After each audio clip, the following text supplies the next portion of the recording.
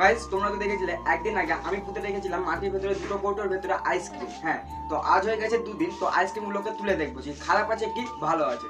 ভালো লাগলে তো কোনো কথা নেই, খারাপ হয়ে গেলে তো তোমরা দেখতে পাবে। তো যাই হোক বন্ধুরা, সব প্রথম আমি নিয়ে নিয়েছি একটা কুন্নি মাটি খোঁড়ার জন্য, রাজমিস্ত্রি কাজ করার জন্য না। তো যাই হোক তারপর চলে আসি আমাদের বাড়ির পাশে সেই গলিটাতে, মানে যেখানে আইসক্রিম দুটোকে লুকিয়ে রেখেছিলাম ওই জায়গাটিতে। তাই তো বেশি দেরি না করে মিস্ত্রিদের মতো মাটি খুঁড়তে আমি শুরু করে দিলাম। আর হ্যাঁ, সাবস্ক্রাইব করার কথা আজও আমি কাউকে বলবো না, দেখবো কজন মন থেকে সাবস্ক্রাইব করে চ্যানেলটি। তারপরে তো একটু মাটি খুঁড়তে আমি কৌটোগুলো দেখতে পাই, তাই বেশি দেরি না করে ওইগুলোকে আমি হাতে তুলে নিই। দেন সেইগুলোকে নিয়ে চলে আসি আমাদের এই জায়গাটিতে। আর এখানে যে প্রথমত ছোট কৌটোটা খুলতে তো ঠিক বাজে একটা গন্ধ বেরোচ্ছে, আর আইসক্রিমটা পুরো বাদ হয়ে গেছে, যেটা খাওয়া যাবে না। দেন বড় কৌটোর মধ্যে থেকে আইসক্রিমটা বের করতে দেখতে পাচ্ছি মনে হয় আইসক্রিমের বাচ্চা হয়ে গেছে, না এটা দেখতে পাচ্ছি কাঠি বেরোলো, আর এই আইসক্রিমটাও পুরো বাদ হয়ে গেছে।